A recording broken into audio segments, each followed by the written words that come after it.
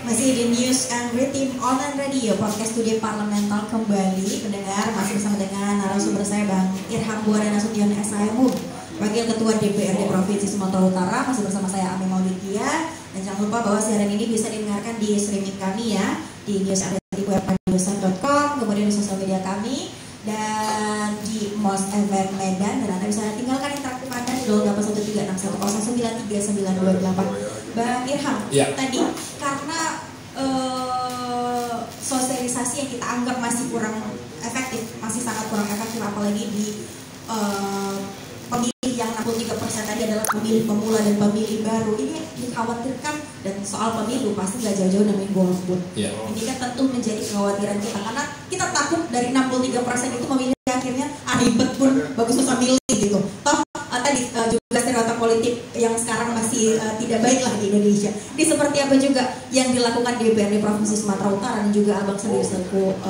pelaku politik ini? Ada untungnya juga ketika kemudian pemilihan presiden berbarengan dengan pileg. Artinya pemilihan presiden itu kemudian membuat masyarakat kita bahwa pada saat bersamaan ada pemilihan legislatif. Kami yakin percaya dengan pemilihan yang serentak ini partisipasi pasti tinggi. Catatan terakhir di 2019 misalnya partisipasi hingga mencapai 80%. Kita yakin ya bahwa kesadaran masyarakat untuk datang ke TPS itu akan semakin tinggi, akan semakin kuat juga, karena selain karena dia punya calon presiden yang mau dipilihnya, dia juga punya calon anggota legislatif, baik DPR, DPD, DPRD Provinsi, DPRD Kota Medan misalnya, yang mau dipilih juga. Ini tentu akan membuat ya masyarakat akan berbondong-bondong datang ke TPS. Walaupun seperti yang saya katakan, ini perlu ada gerakan yang masif. Gerakan masif yang kemudian sampai ke masyarakat akar rumput, bahwa ada tata cara memilih yang benar misalnya. Tata cara memilih yang benar itu untuk sampai agar masyarakat juga apa yang diharapkannya bisa juga diwujudkannya begitu. Ini yang menurut saya belum maksimal kita kerjakan, dan ini yang kemudian didorong oleh kawan-kawan anggota DPRD. Saya yakin percaya anggota DPRD yang 100 orang ini lebih banyak di daerah pemilihannya sekarang. Sudah jarang sekali ketemu kita di gedung DPRD, karena mereka juga disibukkan dengan urusan sosialisasinya, disibukkan dengan urusan kampanye, disibukkan dengan urusan penugasan partai, dan disibukkan dengan urusan pemilihan presiden. Seperti saya harus bisa saya jalankan 3 fungsi sekaligus. Ya, 3 fungsi ini sehingga kemudian apa yang kita harapkan dari kelompok-kelompok masyarakat, apakah itu kelompok masyarakat pemilih tradisional, kelompok pemilih tua, kelompok pemilih muda, perempuan, laki-laki, kota, desa, itu semua bisa kita jangkau. Oke. Nah, kalau tadi Abang bilang ada untungnya digabung, jadi angka tinggi presentasinya karena ada pemilihan presiden. Tapi ada kemungkinan nggak Bang, karena juga dibarengi dengan presiden nanti, kalau sosialisasi tidak masif, pemilihan legislatif juga DPD ini bakal apa ya? Ada di nomor 2 kan, atau ketutup nih Bang? Ada kemungkinan seperti itu nggak? Tidak seperti itu, karena memang kan jam untuk melakukan pemilihan ke TPS itu kan sama, mulai jam 7 pagi sampai jam 1 siang. Dan pada saat pemilih datang ke TPS, dia kan secara serentak diserahkan 5 jenis kertas suara. Bukan tiba-tiba diserahkan dulu kertas suara pilpres yang lain, tidak. Ini 5 jenis surat suara, dan kemudian baru dia ke bilik suara untuk menentukan pilihannya. Yang kami khawatirkan sesungguhnya adalah tingkat kerusakan surat suara dalam memilih. Artinya ya kebingungan masyarakat itu menyebabkan mereka kemudian tidak memahami ya, padahal dia sebetulnya sudah punya niat dalam hatinya, dalam pikirannya, diingat-ingatnya partai mana yang mau dipilih, caleg nomor berapa yang dipilih, itu yang diingat-ingatnya. Tapi ketika di bilik suara dia bingung. Karena langsung 5 nih ya. Iya, makanya ini yang kemudian perlu sosialisasi ya, surat suara warnanya apa untuk DPR, DPRD provinsi apa, DPD apa, sehingga kemudian masyarakat terutama pemilih muda ini memahami betul, oh begini rupanya cara memilih itu. Ya, jadi disosialisasikan ya, satu-satu dulu dibuka, jadi supaya tidak terjadi tadi kerusakan suara takutnya Bang ya. Oke, nah soal golput ini juga selain karena mungkin faktor ideologis gitu kan Bang, banyak terjadi golput tadi karena hal-hal teknis, tadi adanya misalnya yang tidak terdaftar atau berada di luar kota, atau hal-hal teknis yang terjadi di TPS nih Bang. Dan seperti apa ini juga peran dari DPRD agar meminimalisir hal ini Pak? Saya ingin jelaskan bahwa di Undang-Undang Pemilu terakhir, siapapun dia yang kemudian mengajak, memobilisasi atau kemudian mempengaruhi ya rakyat yang kemudian untuk tidak datang ke TPS atau golput atau kemudian menghalang-halangi untuk rakyat untuk memilih, maka itu ada pidananya. Ancaman pidananya jelas. Di undang-undang sebelumnya tidak ada. Tidak ada. Ini undang-undang terbaru menjelaskan secara terang benderang bahwa mengajak siapapun untuk golput itu adalah tindak pidana. Ya, itu yang pertama. Yang kedua bahwa untuk melihat tingkat partisipasi pemilih ini, ya sebetulnya pemilu 2024 ini termasuk pemilu terakhir 2009 itu kan memberikan kemudahan. Kemudahannya apa? Kemudahannya pertama, walaupun kemudian terdaftar dalam DPT secara otomatis bisa memilih. Walaupun kemudian tidak terdaftar di dalam DPT, maka kemudian dia bisa menggunakan hak pilihnya dengan membawa KTP, di mana kemudian dia bertempat tinggal berdomisili. Termasuk tadi mereka-mereka yang dalam tugas.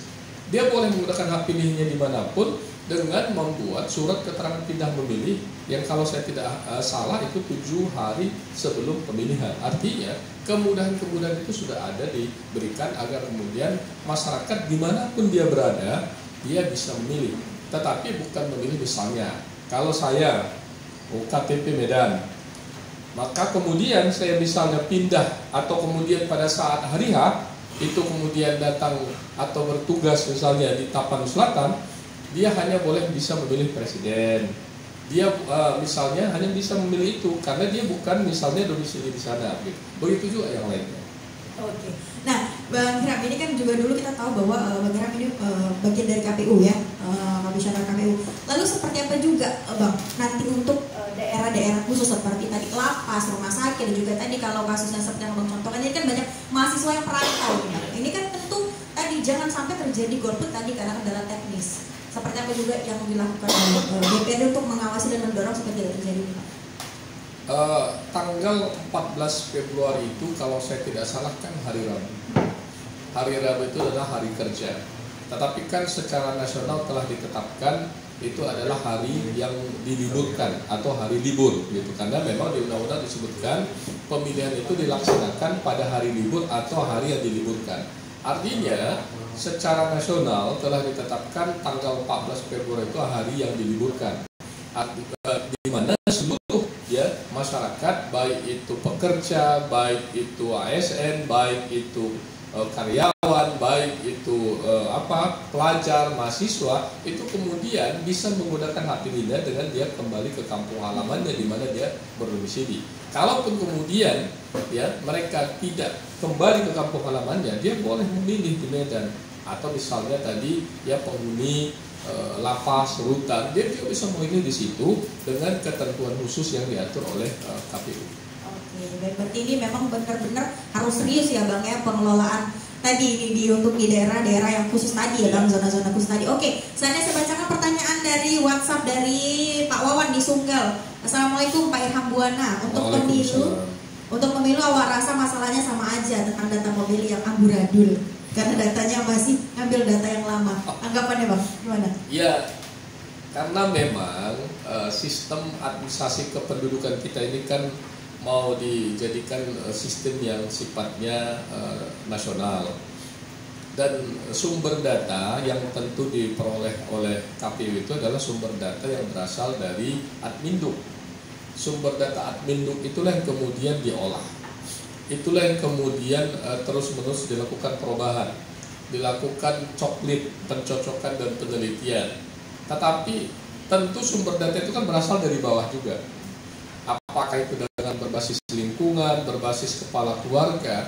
Kenyataan yang kita alami selama ini, rakyat kita juga belum sadar untuk melaporkan dirinya, misalnya kalau ada yang lahir, kalau ada yang pindah, kalau ada yang meninggal, sehingga selalu kemudian itu tumpang tindih. Yang lahir tidak dilaporkan, yang meninggal juga tidak dilaporkan, yang pindah, sehingga kemudian kadang-kadang itu menimbulkan bukan hanya ganda, bisa kadang-kadang 3 kali juga dia terdaftar. Ini kenyataan. Makanya ini semuanya harus bekerja juga, termasuk dari pertanyaan yang Bapak sampaikan. Jadi ada partisipasi masyarakat sangat penting ya di sini untuk melaporkan apakah ada anggota keluarga yang meninggal ataupun yang bertambah tadi, supaya tadi datanya nggak amburadul. Jadi nggak melulu juga menyalahkan penyelenggara sepertinya Bang ya. Jadi harus tanyakan ke diri juga nih, udah partisipasi aktif belum gitu ya Bang ya. Selanjutnya dari Bapak Romi di Baja 5. Assalamualaikum Pak Irham. Kenapa Partai Golkar tidak mencalonkan kadernya sendiri untuk menjadi capres atau cawapres? Cara kita melihat Golkar merupakan partai yang memiliki banyak SDM yang mumpuni. Apakah ini benar-benar karena melihat hitung-hitungan politik atau karena tekanan politik atau manuver politik tersebut? Dan yang terakhir, Abang mencalonkan lagi kah Bang? Dan ada di dapil mana? Pertama saya ingin jelaskan, Partai Golkar itu adalah partai tengah. Partai tengah itu adalah partai yang harus bisa menyeimbangkan kepentingan berbagai pihak, berbagai kelompok, berbagai kekuatan politik yang ada. Dan Partai Golkar itu adalah partai yang memang membiasakan dirinya berada di kekuasaan. Nggak pernah sejarahnya dalam sejarah Partai Golkar itu menjadi oposisi. Sehingga tentu ini yang terus digelorkan oleh Partai Golkar. Yang kedua, Partai Golkar juga tentu memutuskan itu dengan penuh pertimbangan untuk kepentingan bangsa dan negara Republik Indonesia, bukan untuk kepentingan Golkarnya saja. Ya.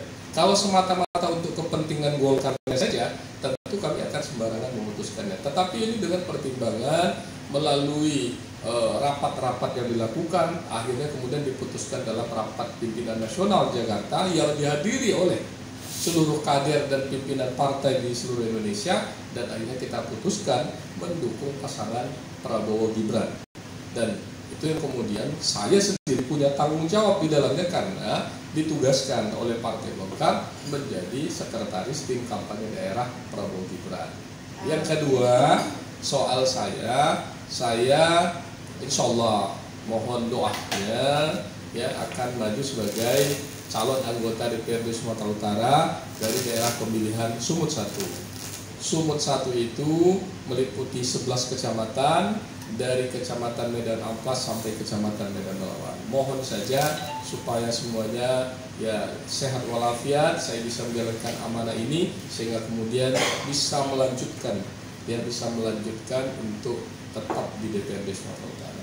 Oke, baik. Jadi terjawab ya Bang Romi tadi di Baja 5. Oke, Bang, kalau kita juga ngomongin pemilu, ini nggak lengkap rasanya kalau juga nggak ngomongin soal kecurangan pemilu. Yang kemarin juga heboh juga nih di sosial media soal statement jangan sampai terjadi kecurangan pemilu. Tentu ini di zaman yang serba informasi sangat cepat menyebar dan juga dinamika politik yang sangat fluktuatif, kemudian stereotip politik, apalagi ditambah dengan anak-anak muda yang cepat sekali merespon informasi. Berpikiran, emang selama ini politik itu selama ini pemilu itu curang ya gitu. Nah ini Abang sebagai pelaku politik juga yang bertanggung jawab mensosialisasikan ini seperti apa Abang memberikan meredam suasana bahwa ya kecurangan politik itu tidak serta-merta terjadi gitu Pak. Peluang sekecil apapun jangan diberikan kesempatan untuk melakukan kecurangan pemilu. Karena kecurangan itu ada di mana-mana, bukan hanya di penyelenggara, ya, tapi ada juga di masyarakat, termasuk politik uang. Ya, kita ini kan membiasakan diri dengan budaya politik uang. Ya, walaupun tentu kita tahu bahwa politik itu perlu pengorbanan, perlu biaya yang tinggi, karena itu namanya proses demokrasi. Proses demokrasi itu kan tidak dibangun ujuk-ujuk tiba-tiba, ya, tanpa kemudian pengorbanan yang besar juga. Nah, termasuk dalam soal kecurangan, ya.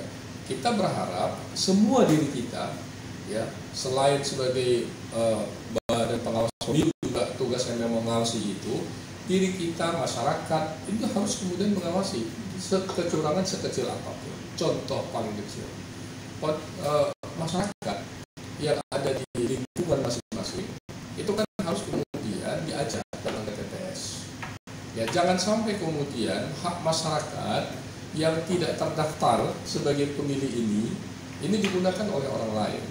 Itu salah satu contoh kecilnya. Orang yang kemudian tidak datang ke TPS, tapi kemudian haknya tetap dipakai ketika hari pemungutan suara.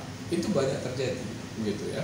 Makanya kemudian ya kita berharap dari lingkungan terkecil kita juga menjadi pengawas untuk lingkungan kita dan menjadi pengawas independen di TPS, sehingga kemudian apa yang ada dalam bayangan kita, apa yang kita khawatirkan kecurangan itu bisa kita hilangkan. Oke. Nah, selain menjadi pengawas untuk di lingkungan, Bang, apalagi nih partisipasi masyarakat yang bisa dilakukan juga nih apabila tadi melihat adanya kecurangan pemilu, apa yang bisa masyarakat lakukan? Ya, tentu pertama melaporkan. Laporkan berbagai potensi kecurangan itu kepada Panwas lapangan. Di tiap TPS itu ada Panwas lapangan, terdiri dari 1 orang. Kemudian ada Panwas kelurahan desa, ada Panwas kecamatan. Atau kemudian pada saat sekarang kalau dirinya belum terdaftar sebagai pemilih, laporkan kepada PPS PPK untuk kemudian bisa terdaftar. Jangan sampai kemudian masyarakat nanti setelah hari H baru menuntut haknya, saya belum terdaftar dan sebagainya. Sekarang ini walaupun ini masih sudah demikian dekat, tapi silakan datang ya ke PPS, ke PPK, ke KPU untuk kemudian mendaftarkan diri sebagai pemilih. Oke, jadi peran serta yang penting tadi juga peserta aktif dari masyarakat, dari sepemilih ya tadi, untuk kalau ada kecurangan bisa dilaporkan, dan juga kalau memang belum terdaftar ayo segera lapor. Iya. Oke. Bang, saya bacakan lagi interaktif dari WhatsApp dari Bapak Indra Medan Amplas. Bagaimana Bapak melihat kondisi perpolitikan saat ini jika dibandingkan dengan masa jelang Pilpres 5 tahun lalu? Dan apakah visi dan misi dari Capres koalisi partai, apakah visi itu bisa berjalan? Nanya ke Bang Iram langsung juga tadi, karena disinggung sebagai sekretaris tim pemenangan ya, nanya Capres terus. Gimana nih Bang?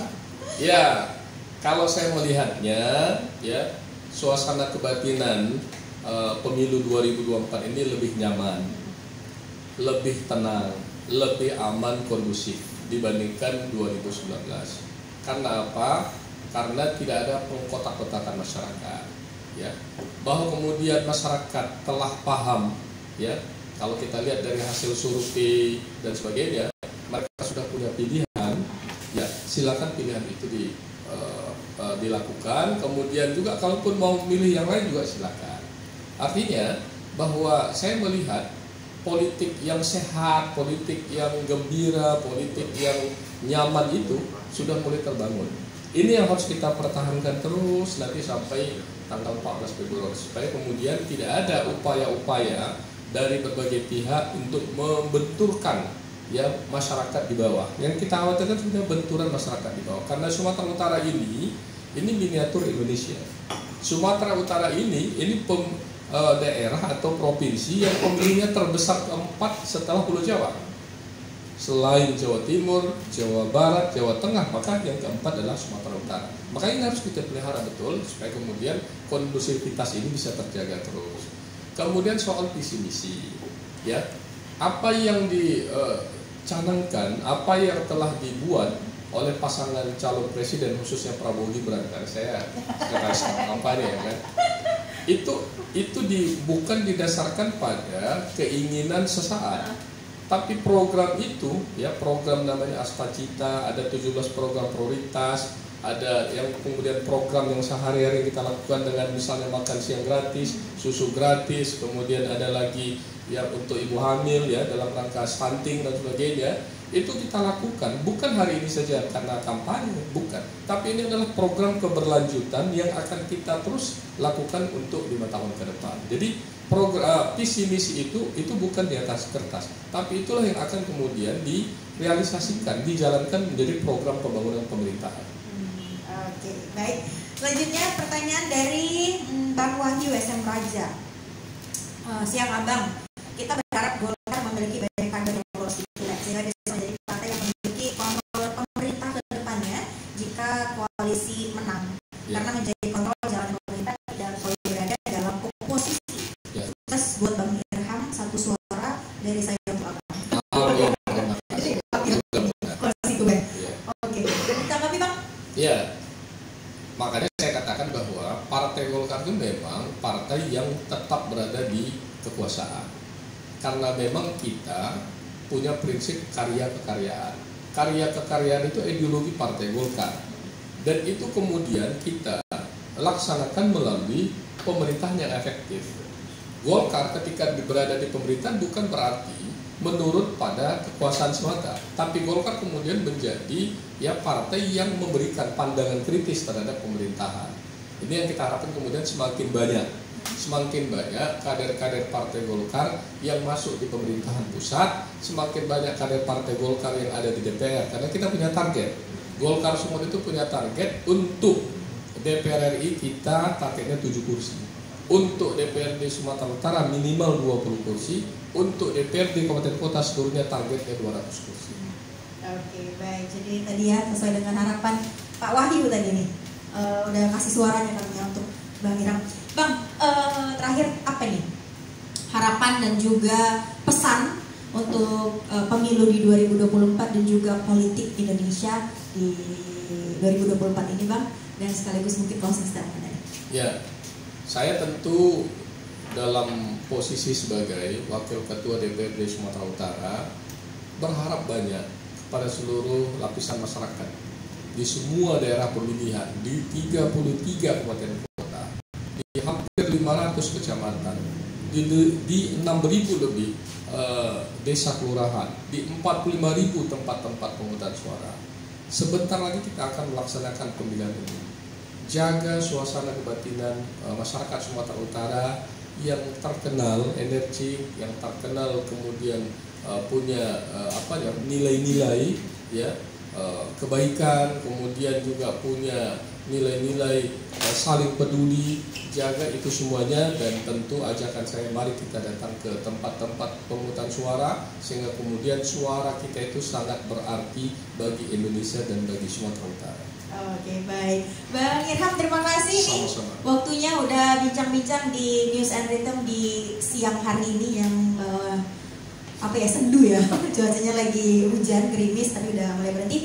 Ini sehat terus Bang, supaya bisa berkegiatan dengan lancar, tadi menjalankan, mengemban tanggung jawab sebagai wakil rakyat, dan juga tadi ada tugas-tugas lain selagi masa kampanye ini. Sehat terus Bang, dan terima kasih. Dan terima kasih juga untuk semua pendengar yang sudah interaktif bersama kami tadi, yang sudah bertanya.